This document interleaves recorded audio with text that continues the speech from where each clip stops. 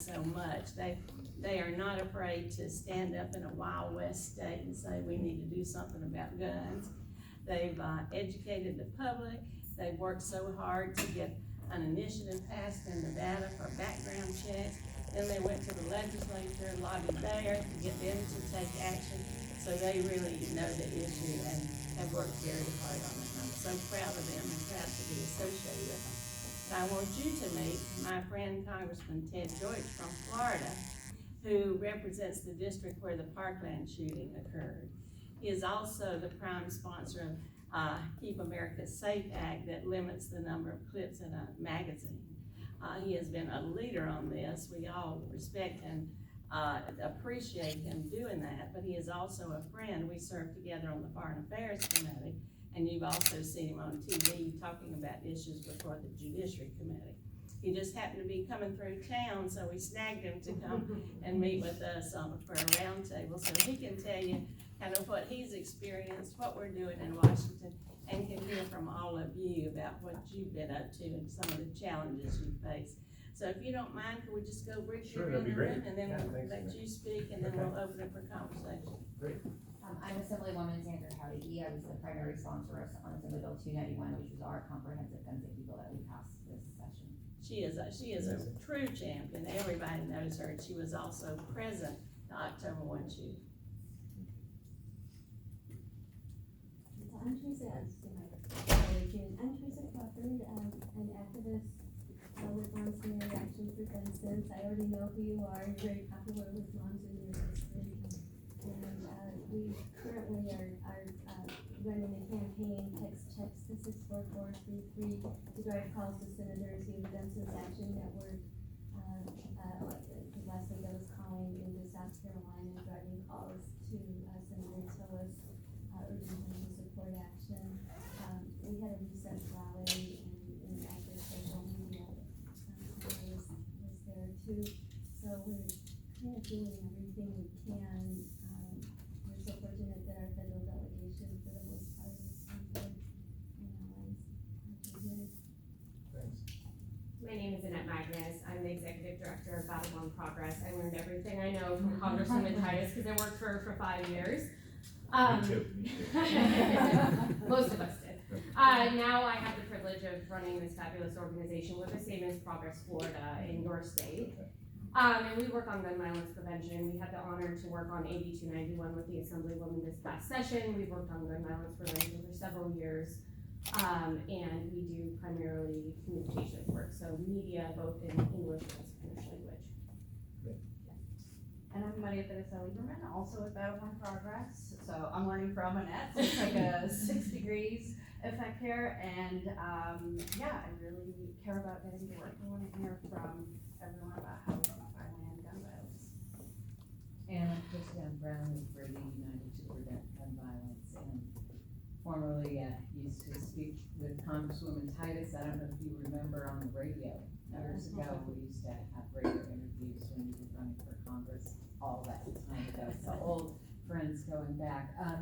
We're so excited about the Keep America Safe Act and the ban on high capacity magazines that you're calling for that passed the judiciary. We really feel strongly that we need to ban assault weapons as well, and high capacity magazines, here in Nevada as well as nationally, and we really want to go strongly in that direction. We're happy about the high risk protection order, that's great. Expanded background checks are amazing, but we definitely need to get these capacity magazines out of the stores and no longer found in the state. So that's what we are strongly in favor of. So we love that. Hi there, I'm Matteo Beers and I'm Executive Director of March for Lives Las Vegas. So as of now, we're just trying to get that momentum that we had 2 years ago, and then just trying to see what we can do to be involved with the community. I'm Elizabeth Bennett. I'm an advocate for Moms Demand Action. I won't repeat the things that Teresa said we've been doing, but just like to thank you for everything you're doing to forward our issues. The Assemblywoman was way too modest. Why don't you tell them more specifically what you accomplished in the legislature? Well, the legislature started by passing universal background checks, and we did that 12 days going into our legislative session. And then I worked on Assembly Bill 291, which banned bump stocks. But we took it a step further and just broadened the definition and what the federal language said, because we wanted to make sure that when manufacturers got creative and started creating other technology or innovations that would work like a bump stock but called it a different name, that those would also be covered here in Nevada. We also reduced the blood alcohol content that you could have present while in possession of a firearm, because up until this year, it was a lot higher than a DUI, so the BAC. We passed safe storage, so now it requires, that was really great. My colleague, Assemblyman Fuma, worked on that bill, and that was his bill, and we rolled it into mine. And we also passed extreme risk protection orders, which we were very excited about. We did work on banning high capacity magazines and a few other items, and we didn't get our entire wish list, but we're excited that we're gonna get to come back in 2021 and finish what we started. Wow. That's great, good for you. Well, Thanks. Well, Dina, thanks so much for inviting me to spend some time in your community with the folks who are out there working hard every day to advance the same cause that we work so hard on in Washington. It's amazing what you've done here. I'll talk a little bit about Washington, but I just want to use this as a jumping off point because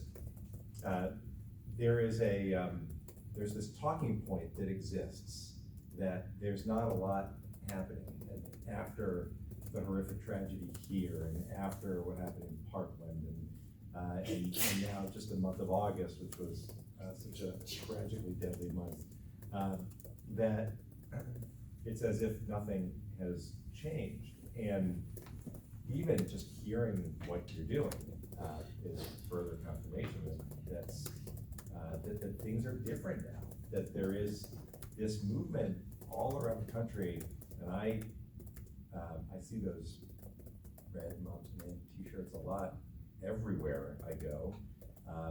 The March for Our Lives, well, I'll talk about you in a second. It's incredible the things that have happened at the state level.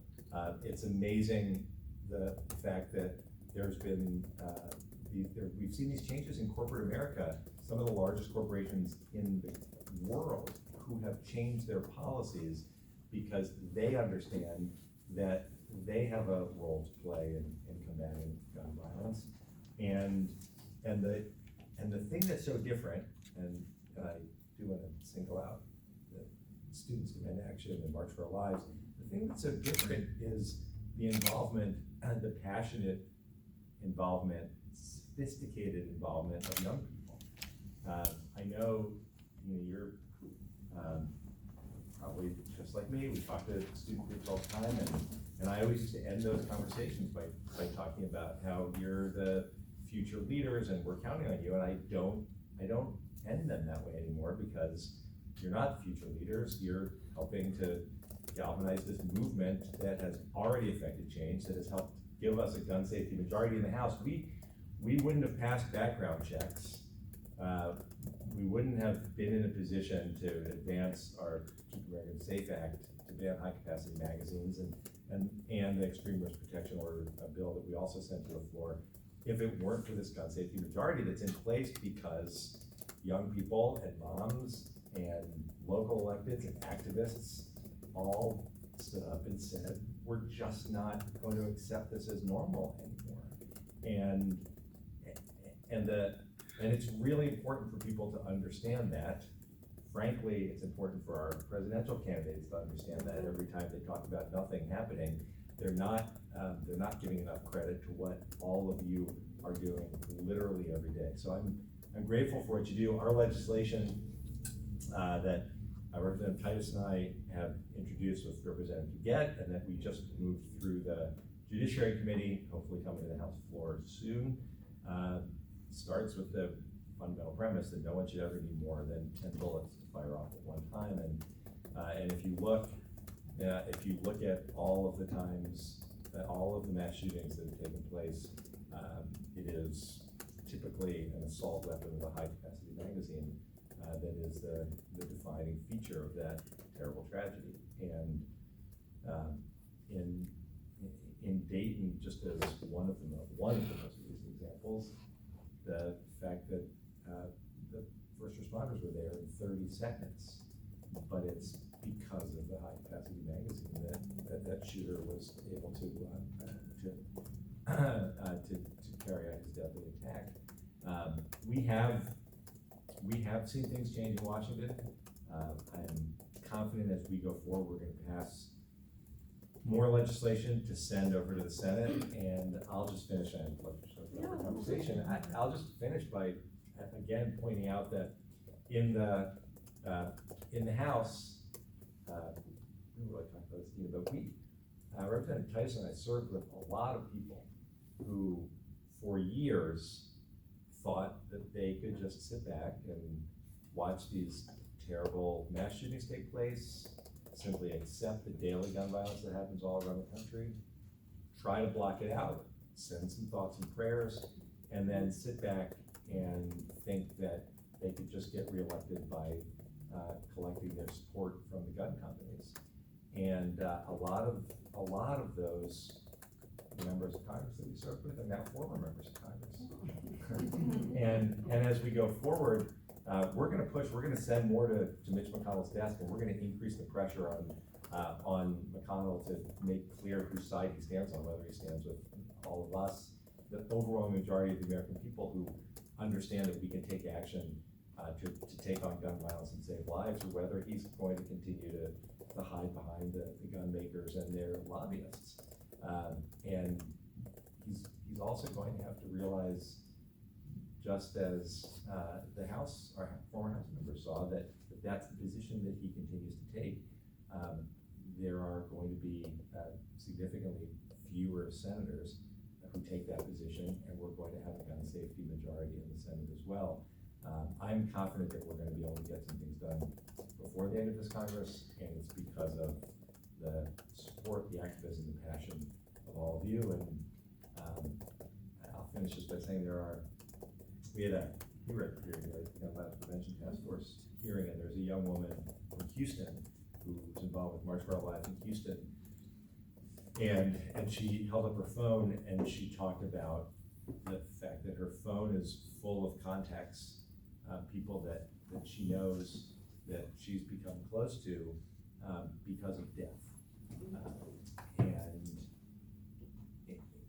And as she did that, I realized it's the same for me, same for Dina, it's the same, I'm sure, for so many of you. My phone is filled with people from all over the country who have lost loved ones and who are now in this battle together. I didn't and never would have made a connection between Parkland and Las Vegas. But there is now a very profound connection that events have affected our communities forever. We're changed as a result forever. And I'm grateful for the way that you have taken the grief here in your own community and have focused it to affect change at the state level, the local level, and in Washington. And I'm so honored to be with all of you. Representative Titus, thanks so much for this. Oh, thank you. Just to play off of some of the things you said, it frustrates me when people say Congress isn't acting. No, that's not right. Democrats in the House are acting. It's McConnell and the Republicans in the Senate that aren't acting. So I wish there would be a little more specific about who's out front and who is the reluctant one, and who is still in the pocket of the NRA. So anytime you hear that, try to correct it and say it's not Congress. But like so many areas of policy, it's very interesting that when Congress or Washington are falling behind, the states are picking it up and moving forward, whether you're talking about even marijuana or gay marriage or, some of the big issues of recent times. It's been in the states where the creative policy has been made, and certainly that's the case with the gun violence. I would point out that Assemblywoman mentioned bump stocks. After the shooting here, everybody was gonna go after bump stocks. We had the prayers and the thoughts and the moment of silence, and then nothing. Then the president said, oh no, I'll take care of it with a regulation, which we knew you could not do because the agency had already said they didn't have the legislative authority to do it. So the minute they kind of did a little regulation on bump stocks, it went right to court from the NRA, just like you knew it would, so of course nothing has happened then on bump stocks. But the states have started to pick that up and are moving it forward, and so that's a really great thing that's happening beyond the boundaries of Washington. And then that reinforces our efforts to be able to do something there. And as far as people who are supporting this, who would have ever thought in a cowboy state like Nevada that you could pass up even the background check, and then the legislation that y'all passed on top of that? If you can do it here, I'd say the country is ready for this. Responsible gun owners support these kinds of measures. You don't need an automatic with a lot of clips to go out and deer hunt, for example, and so I think the tide has turned thanks to you all, and we appreciate it so much. You open it up for conversation. Just one thing that's interesting, you talked about what states are able to do and what Congressman Howgie and with the help of everybody here, helped to do in the last legislative session. The unfortunate thing here in Nevada is that our legislature only meets every 2 years. And so we had a clause that we worked very hard and Assemblywoman Howgie worked very hard to repeal preemption here, because that was put in place by the NRA in over 40 different states in order to tie the hands of cities and counties to pass down legislation, and it actually started as a tobacco law. The big tobacco put that law in place, and we tried to repeal it. It did pass the assembly here, but then it all fell apart, and to the heartbreak of all. But with the shooting that just occurred in Gilroy, where the boy was able to come to Nevada and get a firearm because he was under 21 and he could purchase one here. If we did not have that preemption clause in place, we could have quickly passed a law and changed the age to 21 here in Nevada. So that's the frustrating thing with regard to bump stocks. It was 547 days before we were able to even bring the issue of bump stocks to our assembly because of that 2-year waiting period. So that's one of our things that we are very strongly hoping to pass in the next session, so that we can act when something happens and have that ability, because as you say, you can pass things in the Congress until we get those guys out and get some better people in the Senate. We need to count on our states to be able to be very strong on these issues and to act boldly. I'm proud of everybody in this room for trying. We're gonna do it next time. When do you go back?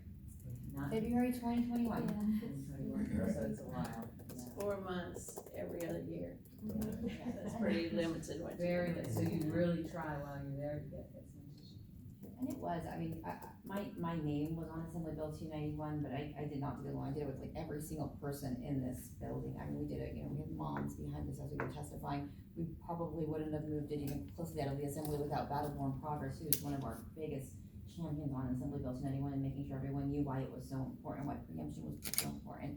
And also with Brady, they were there testifying with us and speaking to the importance of preemption. And we got a lot done, and you always applaud anything that does pass. It's amazing, because when you look at the NRA, they want nothing to pass. So every step you make forward is a victory. They use that argument, nose under the tent. One little thing, oh, you're taking away our guns. Slippery slope. We have, I wouldn't call Florida a cowboy state.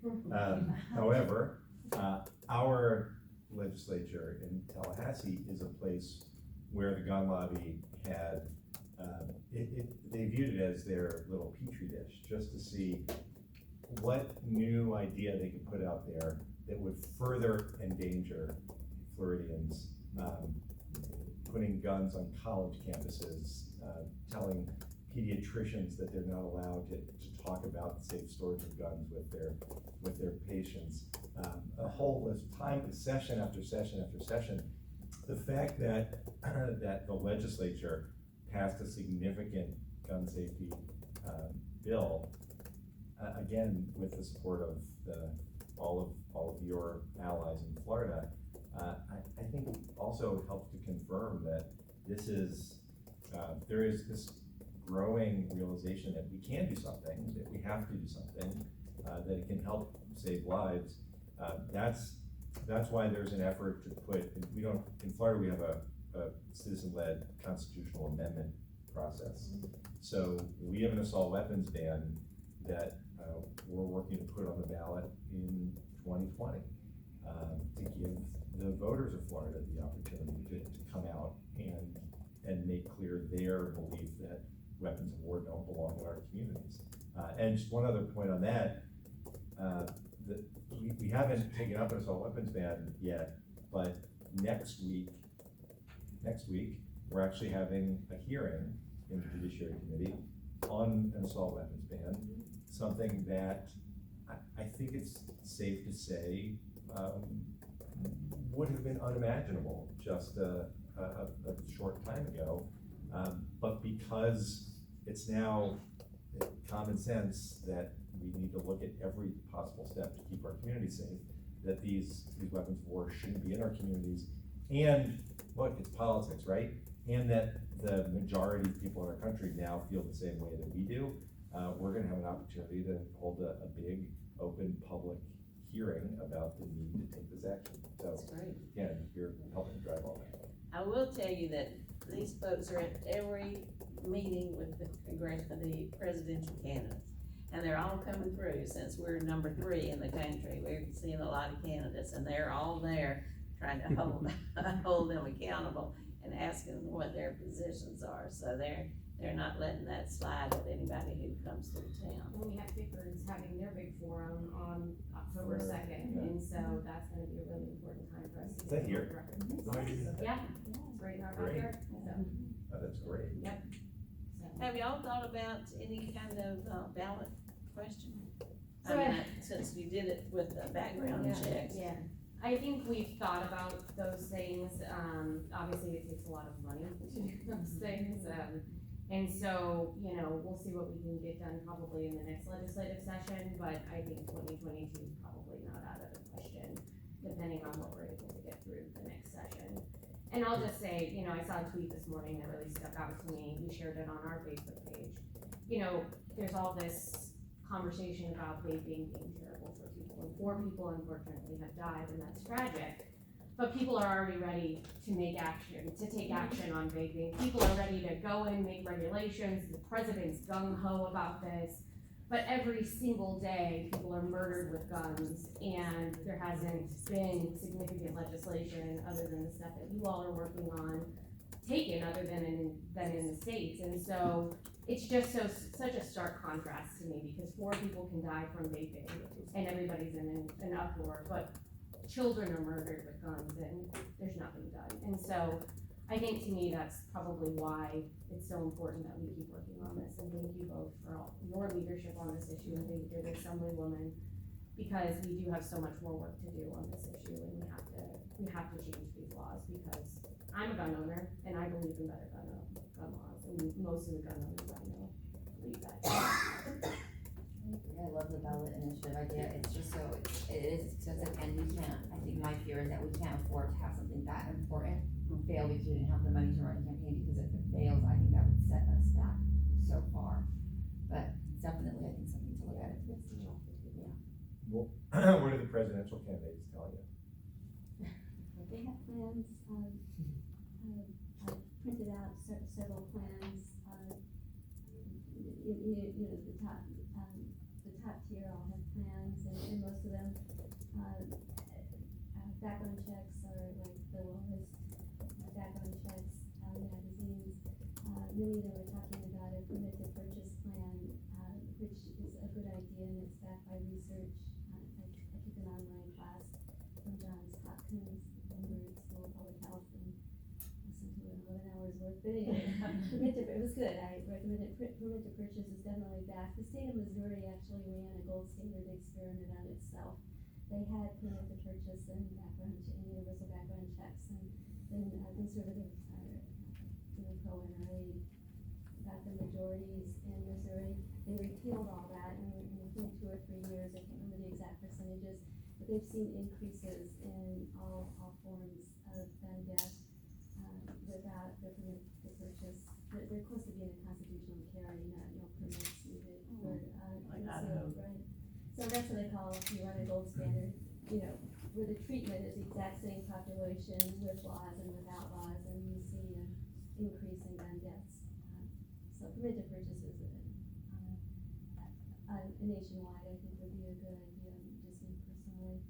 And the candidates usually acknowledge us, they, nearly all address gun violence prevention in every appearance, where their staff comes to our events, and because the staff themselves, most of them are young people, and they feel strongly about this issue, and in many cases, that's why they're working in the presidential campaigns, is to further, better legislation.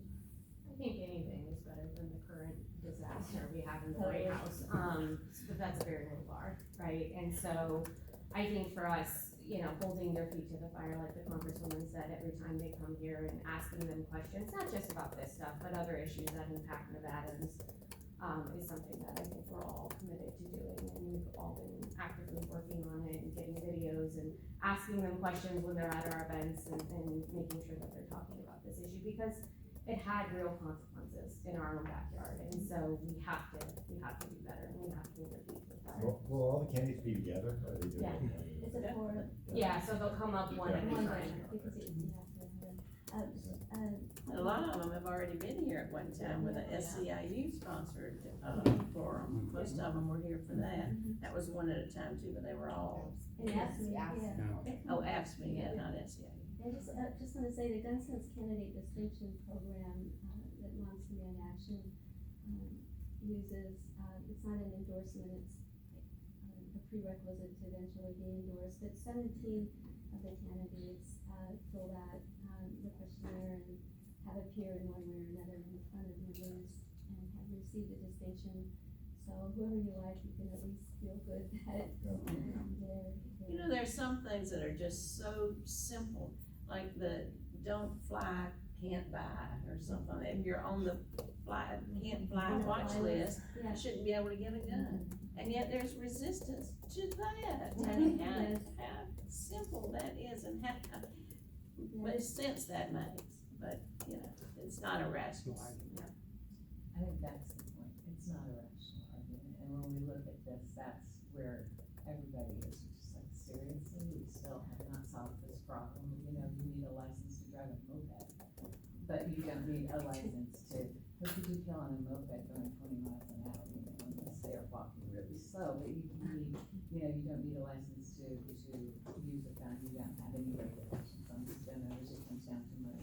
Comes down to an incredibly powerful gun lobby, and it comes down to the manufacturers, and it's the same with healthcare.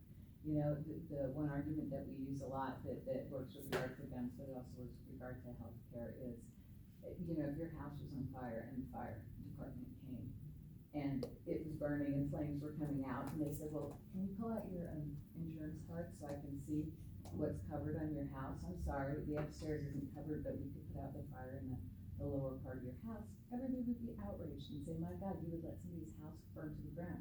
At the same time, we are letting people die every single day with regard to gun violence and with regard to healthcare. And it's okay. So it's not equal. It's not equal at all. It's ridiculous. It's reached a point where it's absolutely absurd.